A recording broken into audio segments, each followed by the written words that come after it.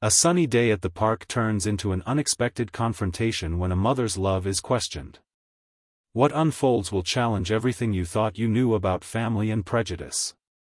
It was the kind of Saturday where families gathered to shake off the week's exhaustion.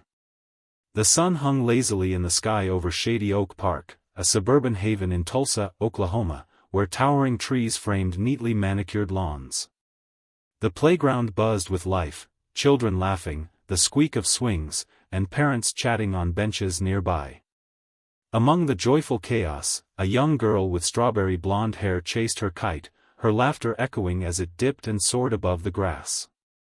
Her mother, a poised black woman in her late 30s, stood at the edge of the playground, her face lit up with a smile. She adjusted her daughter's ponytail, her hands gentle but practiced, the way only a mother's hands could be. They shared a moment, a burst of giggles over a tangled kite string, and it was clear to anyone paying attention that they were deeply connected, a team of two navigating the world together. But not everyone saw it that way. A woman seated on a bench nearby, let's call her Brenda, watched intently, her sunglasses perched high on her nose, her lips pressed into a thin line. Brenda noticed the mismatched appearances of the pair, the little girl's pale complexion and the woman's deep brown skin. Something about it didn't sit well with her. She told herself it wasn't about race, though the thought whispered in the back of her mind. She tilted her head, trying to decipher what she thought was an unusual situation. Could it be a babysitter? No, she seems too maternal for that. Maybe a friend's child? Brenda couldn't quite place it, but something about the scene struck her as off. Meanwhile, the girl's laughter continued to spill into the air, unbothered by the woman's scrutiny. Her mother crouched down to fix the kite's tail, her braided hair catching the sunlight. It was a small, tender moment that spoke volumes about their relationship. But Brenda's thoughts spiraled into assumptions, drawing conclusions from a place of deep-seated biases she wouldn't have admitted out loud. She pulled out her phone and scrolled mindlessly, but her attention kept snapping back to the pair. Something about it felt unresolved to her, as if she were watching a mystery unfold right in front of her. But that's when she decided she couldn't ignore it any longer. Her thoughts racing toward action, Brenda couldn't shake the uneasiness that had taken root. As much as she tried to convince herself she was acting out of concern, the thoughts swirling in her head carried undertones she wasn't ready to confront. What if the child is in danger? What if this woman isn't who she seems to be? She rationalized, as if her instincts were all the proof she needed. From her bench, she watched closely. The mother and daughter were now sitting together on the grass, the kite forgotten in favor of a shared snack. The mother opened a small lunchbox and handed the girl a sandwich, her expression soft and protective. The girl leaned in, resting her head on her mother's shoulder, crumbs dotting her shirt. Brenda told herself she was being observant, not judgmental, though her gaze lingered longer than it should have. She thought about stories she'd seen in the news, stories that rarely had happy endings, and convinced herself she was doing her civic duty. Her thumb hovered over her phone for a moment before dialing. Better safe than sorry, she whispered under her breath. The line connected, and the operator's voice was brisk but polite. Tulsa Police Department, what's your emergency? Brenda hesitated, suddenly aware of how this might sound.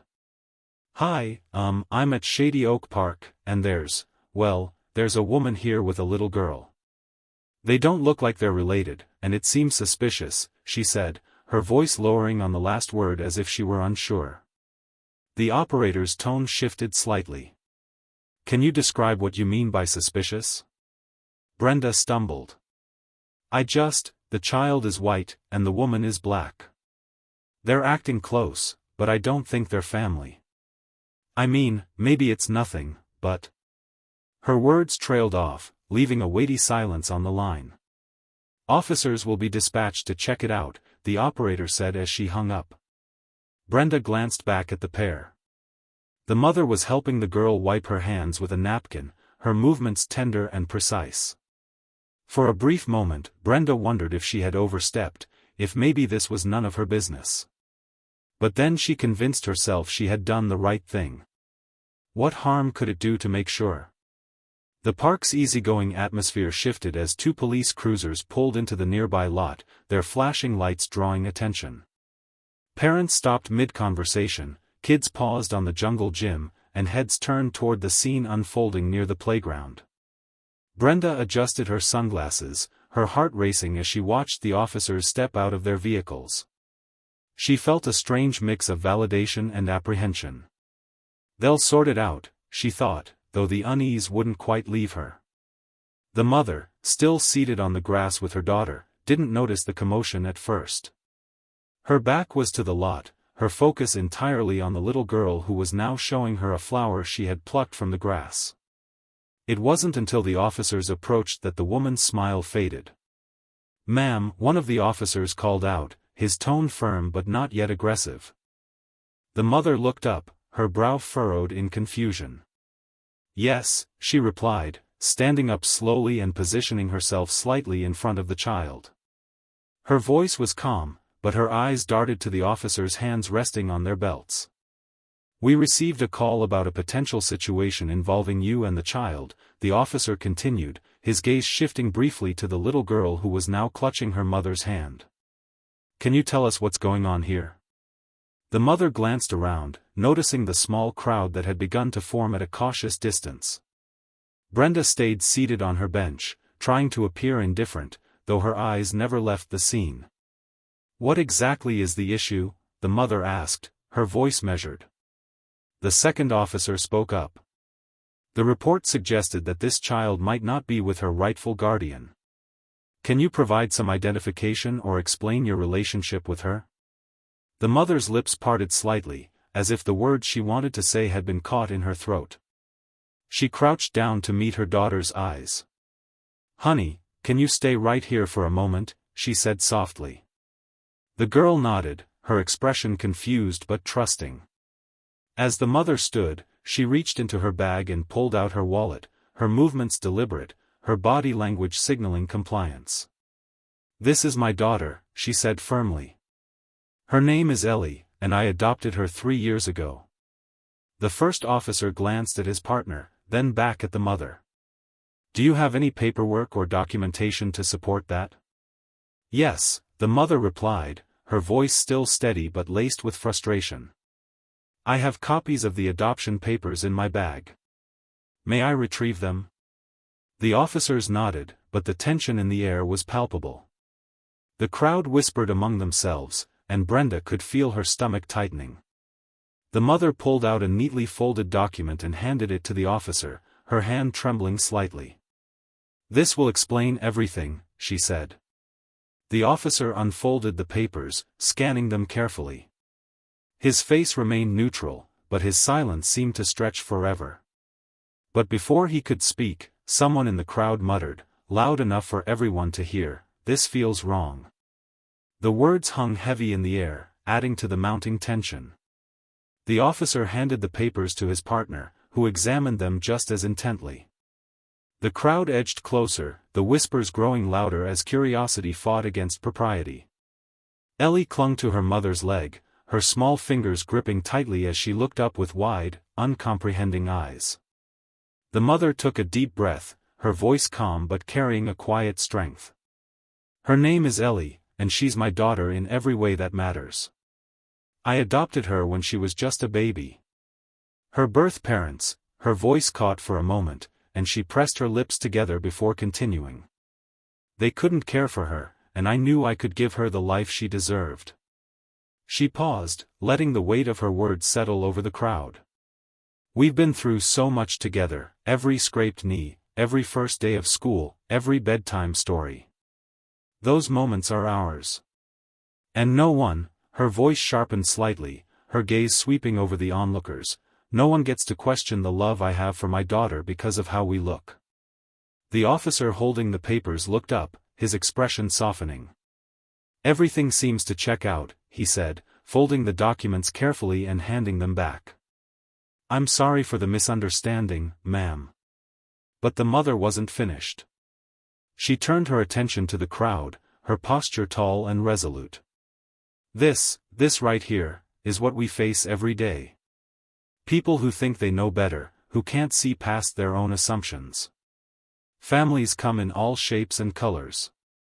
Love isn't defined by DNA. Ellie tugged on her mother's hand, and she crouched down to meet her daughter's gaze. "You okay, baby?" she asked softly.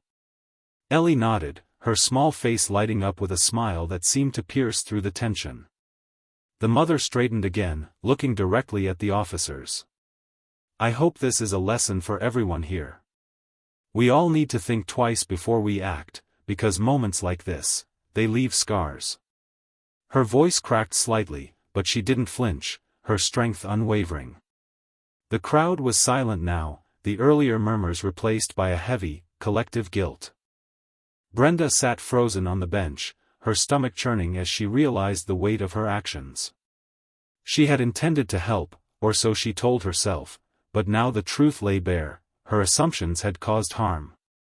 But instead of leaving quietly, the mother's final words rang out, breaking the silence like a hammer striking glass. "Next time, choose kindness." As the officers thanked the mother and walked back to their cars, the tension in the park began to dissipate. The crowd, still lingering, exchanged uneasy glances, many avoiding the mother's sharp, piercing gaze as she stood resolutely by her daughter. Brenda, however, remained rooted to her bench, her heart heavy with regret. She had convinced herself that her intentions were pure, but now she couldn't escape the weight of her assumptions. Watching the mother gather her belongings and comfort Ellie, Brenda's chest tightened. Her thoughts raced. Why did I jump to conclusions? Why didn't I just mind my business? The guilt was unbearable. She wanted to stand, to walk over, to apologize, but what could she possibly say that wouldn't sound hollow or patronizing? Her silence felt safer, though it also felt like a cowardly escape. Nearby, a young father holding his toddler leaned toward another parent and whispered, "This is what's wrong with the world. People judge too quickly." His words stung, not because they were directed at her specifically, but because they were true. Brenda knew it. Others in the crowd were visibly uncomfortable. A woman in yoga gear shook her head and murmured, "She handled that better than I would have." A teenager recording parts of the scene on their phone muttered, "This is going viral for sure. People need to see this." The mother, now holding Ellie's hand, glanced toward the gathering of onlookers. She didn't shout. She didn't curse. Her expression alone spoke volumes. There was pain, yes, but also a quiet defiance that refused to be diminished. Brenda lowered her sunglasses, hoping to avoid eye contact, but it was too late. The mother looked directly at her. For a moment, Brenda thought she might approach, but the mother simply held her gaze, then turned and walked away, her daughter skipping beside her as though nothing had happened. The moment lingered. The crowd began to disperse, conversations turning to other things. But Brenda remained seated. Her phone buzzed with a notification, but she couldn't bring herself to look at it. Her mind replayed the mother's words, "Next time, choose kindness." But the echo of those words wasn't just for Brenda. It was for everyone who had watched and done nothing, a reminder that assumptions could cause more harm than silence ever could. The park returned to its usual rhythm, children on swings, parents chatting, dogs chasing frisbees. But for Brenda, everything felt different. The scene she had set in motion played over and over in her mind, each detail, from the officer's questions to the mother's calm yet powerful words, gnawed at her. She finally stood, her legs unsteady, and walked slowly toward the lot. On the way, she passed the bench where the mother and Ellie had been sitting just minutes ago. A crumpled napkin and a forgotten juice box sat there, small remnants of a moment she had disrupted. Brenda stopped, her eyes fixed on the bench. She wanted to do more than apologize. She wanted to change. It wasn't just about saying sorry. It was about recognizing the biases she had carried for so long and the harm they caused. Her actions weren't just a mistake, they were a mirror, forcing her to confront something much deeper. In the following days, Brenda couldn't shake the memory of the mother's words or the look in her eyes. She started reading, learning about adoption, racial biases, and the stories of families like the one she had judged. It wasn't easy to face herself, but she knew it was necessary. For the mother and Ellie, life moved on as it always did. That day at the park was one of many they'd navigate together, another reminder of the challenges they'd face and the strength they'd need to overcome them. But it was also a victory, a chance to educate, to change minds, and to plant seeds of empathy in a world that desperately needed them. Next time you find yourself making assumptions, stop. Ask yourself, is this about them, or is it about me? And choose kindness. It's a small step that can ripple into something much greater.